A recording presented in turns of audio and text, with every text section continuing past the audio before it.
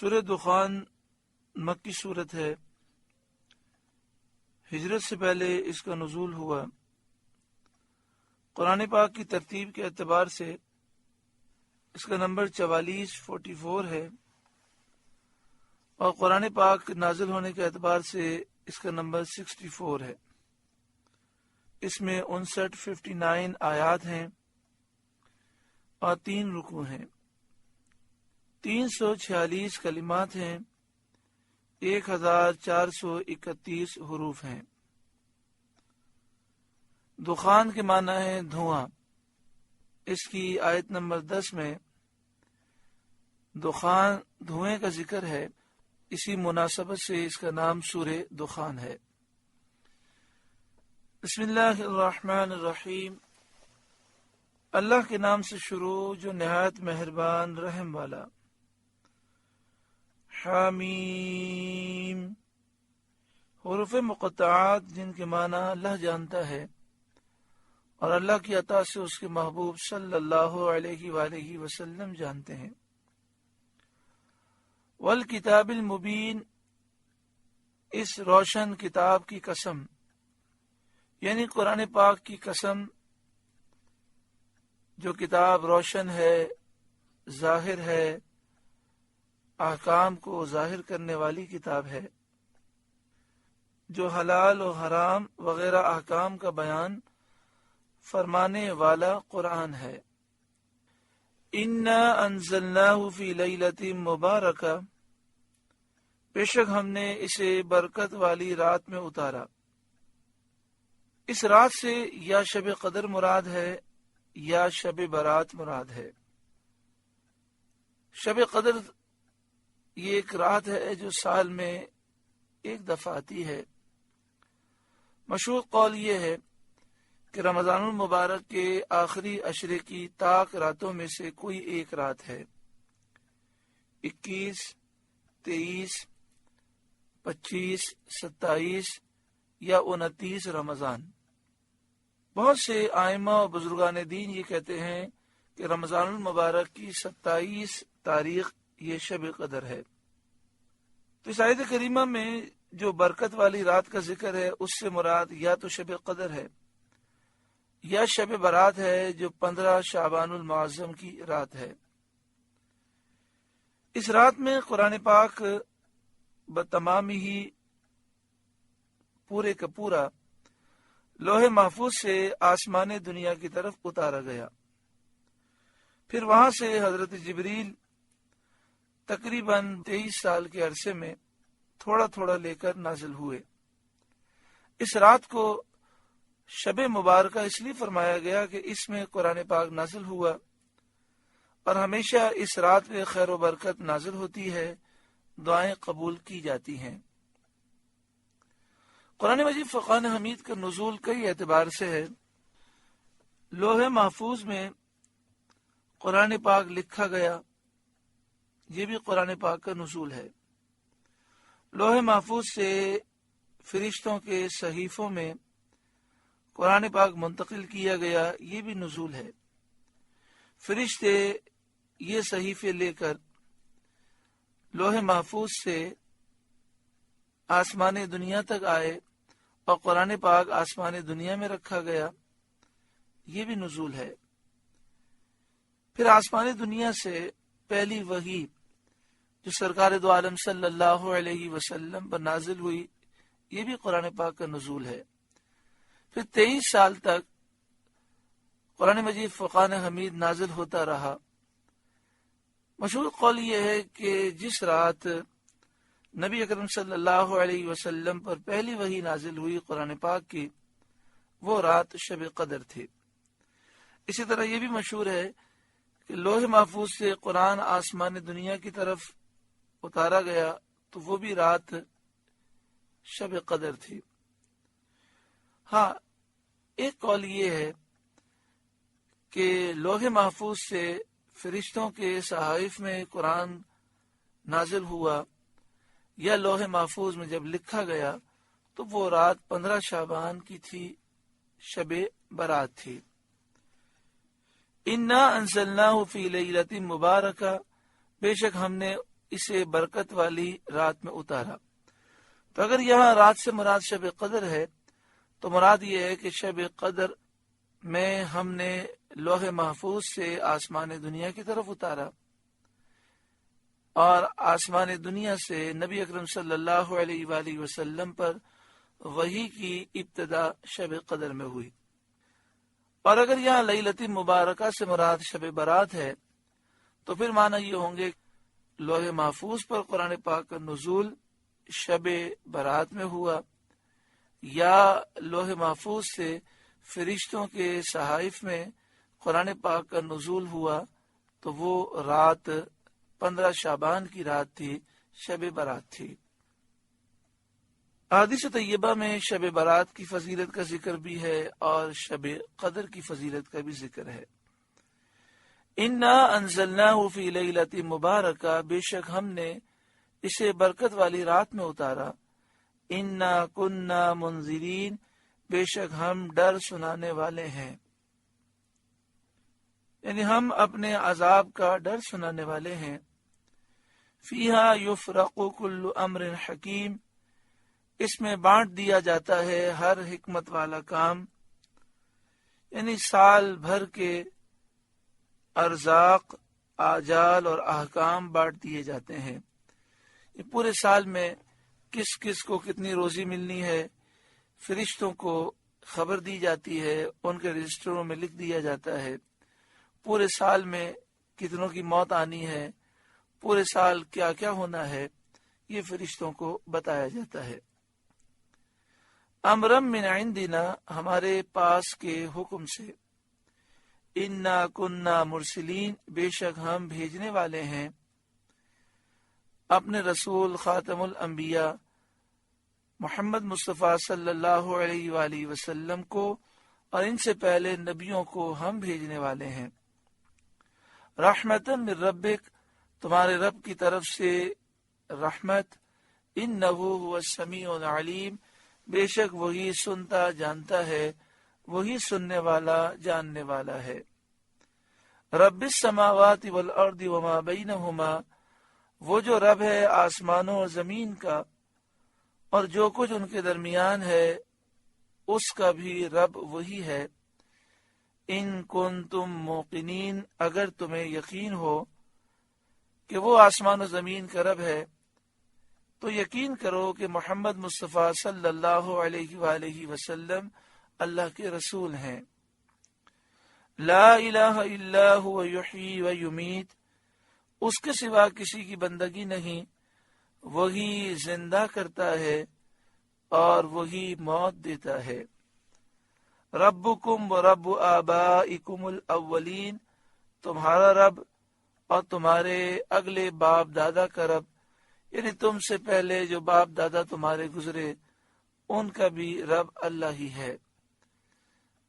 بل ہم فی شک یلعبون، بلکہ وہ شک میں پڑے کھیل رہے ہیں، یعنی جب یہ ان باتوں کا اقرار کرتے ہیں تو علم اور یقین سے نہیں کرتے، بلکہ ان کی بات میں ہنسی، تمسخر، مذاق اڑانا شامل ہے، اور وہ آپ کے ساتھ استہزاء کرتے ہیں، آپ کا مذاق اڑاتے ہیں۔ تو رسول کریم صلی اللہ علیہ وآلہ وسلم نے ان پر دعا کی کہ یا رب، انہیں ایسی 7 سالہ قحط کی مصیبت میں مبتلا کر جیسے 7 سال کا قحط حضرت یوسف علیہ السلام کے زمانے میں بھیجا تھا۔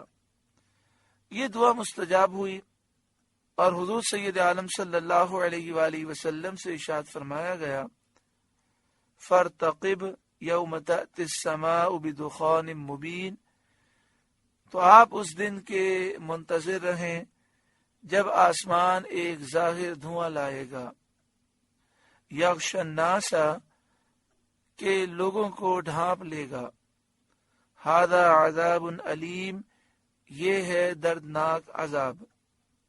چنانچہ مکے کے کافروں پر قحط سالی آئی، یہاں تک اس کی شدت ہوئی کہ وہ لوگ مردار کھا گئے اور بھوک سے اس حال کو پہنچ گئے کہ جب اوپر کو نظر اٹھاتے، آسمان کی طرف دیکھتے تو ان کو دھواں ہی دھواں معلوم ہوتا، یعنی ضعف سے، کمزوری سے نگاہوں میں خیرگی آ گئی تھی، نگاہیں کمزور اتنی ہو گئی تھیں کہ بھوک کی وجہ سے اوپر دیکھتے تھے تو دھواں ہی دھواں نظر آتا تھا، اور قہر سالی سے زمین خشک ہو گئی، خاک اڑنے لگی، غبار نے ہوا کو مقدر کر دیا، یعنی ہوا مٹی غبار سے بھر گئی۔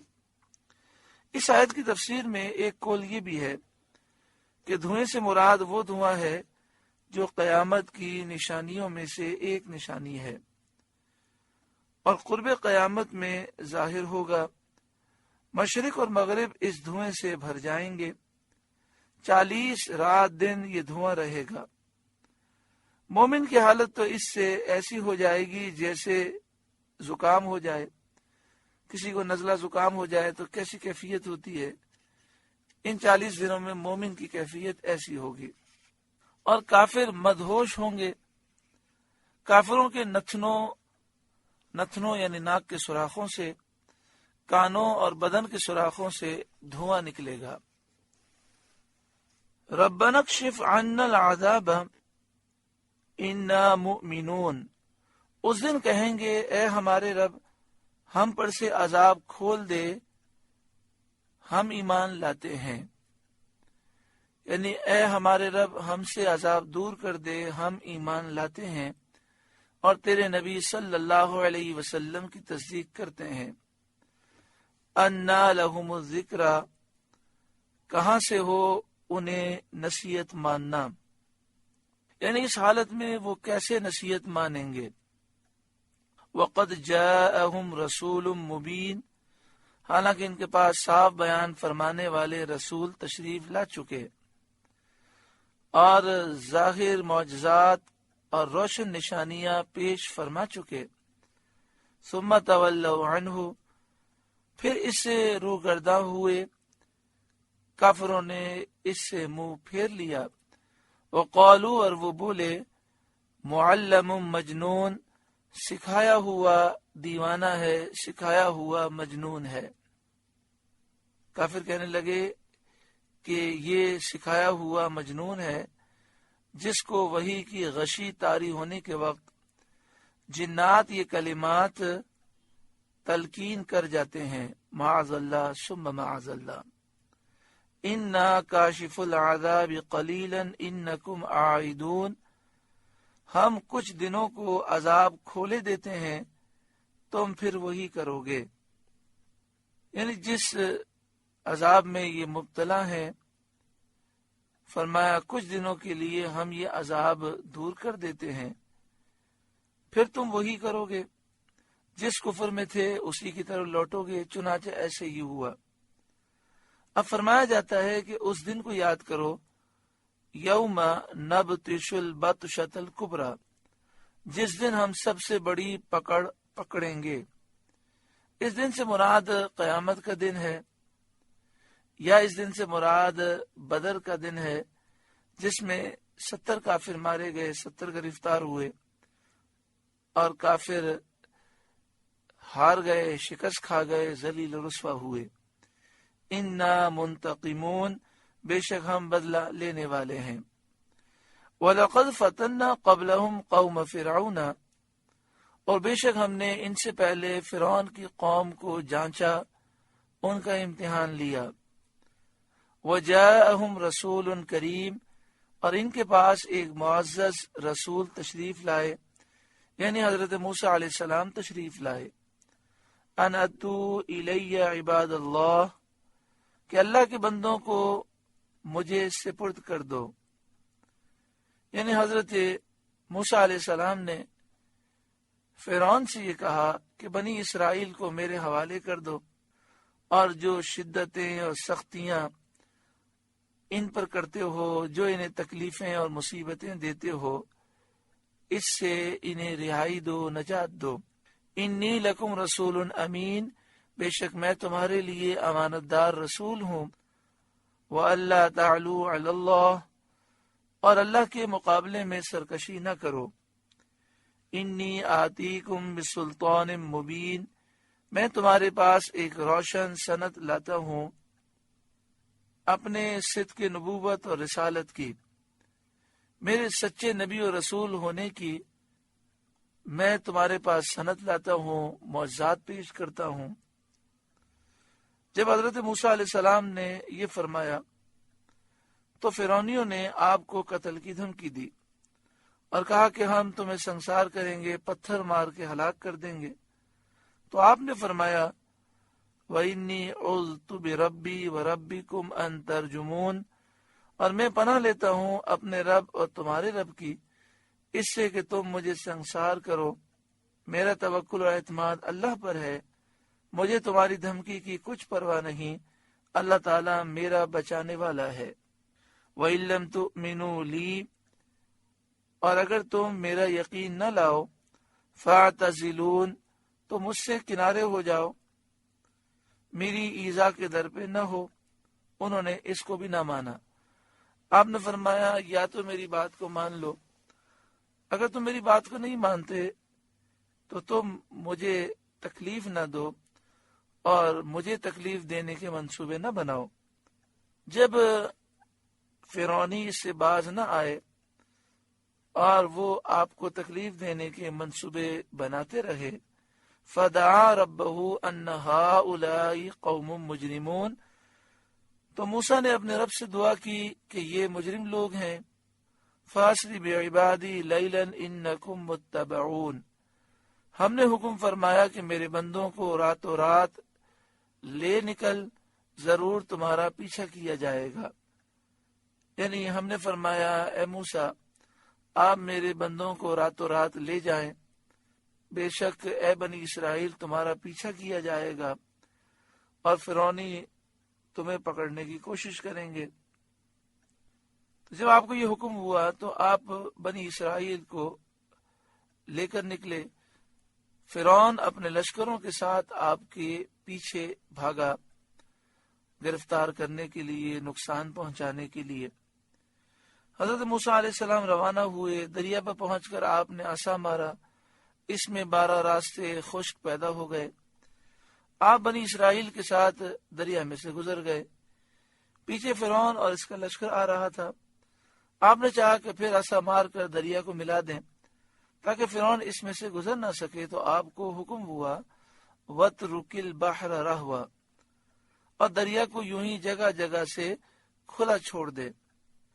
اے موسیٰ آپ دریا کو یوں ہی جگہ جگہ سے کھلا چھوڑ دیں تاکہ فرعونی ان راستوں سے دریا میں داخل ہو جائیں۔ انہم جند مغرقون، بے شک وہ لشکر ڈبویا جائے گا، یہ سارے کے سارے دریا میں ڈوب جائیں گے۔ حضرت موسیٰ علیہ السلام کو اطمینان ہو گیا اور فرعون اور اس کے لشکر دریا میں غرق ہو گئے اور ان کا تمام مال، متاع و سامان یہی رہ گیا۔ کم ترکو من جنات و عیون، کتنے چھوڑ گئے باغ اور چشمے، و زروع و مقام کریم، اور کھیت اور عمدہ مکانات، آراستہ پیراستہ مزین، بڑے خوبصورت محلات جو بہت زیادہ آراستہ تھے، مزین تھے، سب وہ چھوڑ کر دریا کی طرف آئے اور ہلاک ہو گئے۔ وَنَعْمَةٍ كَانُوا فِيهَا فَاكِهِينَ، اور نعمتیں جن میں فارغ البال تھے، عیش کرتے تھے، اتراتے تھے، غرور و تکبر کرتے تھے، وہ ساری نعمتیں ان سے چھوٹ گئیں۔ كَذَلِكَ، ہم نے یوں ہی کیا، وَأَوْرَثْنَاهَا قَوْمًا آخَرِينَ، اور ان کا وارث دوسری قوم کو کر دیا، یعنی بنی اسرائیل کو، جو نہ ان کے ہم مذہب تھے، نہ بنی اسرائیل فرعونیوں کے رشتہ دار تھے، نہ دوست تھے۔ اللہ تعالیٰ نے فرعونیوں کو ہلاک فرمایا اور فرعونیوں کے مال کا وارث بنی اسرائیل کو بنا دیا۔ فما بقت علیہم السماء والارض وما كانوا منظرین، تو ان پر آسمان و زمین نہ روئے اور انہیں مہلت نہ دی گئی۔ آسمان و زمین ان پر نہ روئے کیونکہ وہ ایماندار نہ تھے، اور جب ایماندار مومن مرتا ہے تو تو اس پر آسمان و زمین 40 دن تک روتے ہیں، جیسا کہ ترمذی کی حدیث میں ہے۔ حضرت مجاہد رضی اللہ تعالیٰ عنہ سے کہا گیا کہ کیا مومن کی موت پر آسمان و زمین روتے ہیں؟ فرمایا زمین کیوں نہ روئے اس بندے پر جو زمین کو اپنے رکوع و سجود سے آباد رکھتا تھا، اور آسمان کیوں نہ روئے اس بندے پر جس کی تسبیح اور تکبیر آسمان میں پہنچتی تھی۔ حضرت حسن رضی اللہ تعالیٰ عنہ کا قول ہے کہ مومن کی موت پر آسمان والے اور زمین والے روتے ہیں۔ وما کانوا منظرین، اور انہیں مہلت نہ دی گئی، یعنی توبہ وغیرہ کے لیے انہیں مہلت نہ دی گئی عذاب میں گرفتار کرنے کے بعد، یعنی جب اللہ کا عذاب آیا تو پھر اس کے بعد انہیں توبہ وغیرہ کی مہلت نہ ملی اور وہ ہلاک ہو گئے۔ سورہ دخان کا پہلا رکوع مکمل ہوا۔ اللہ رب العالمین اس رکوع کے نور سے ہمارے قلوب کو روشن منور فرمائے۔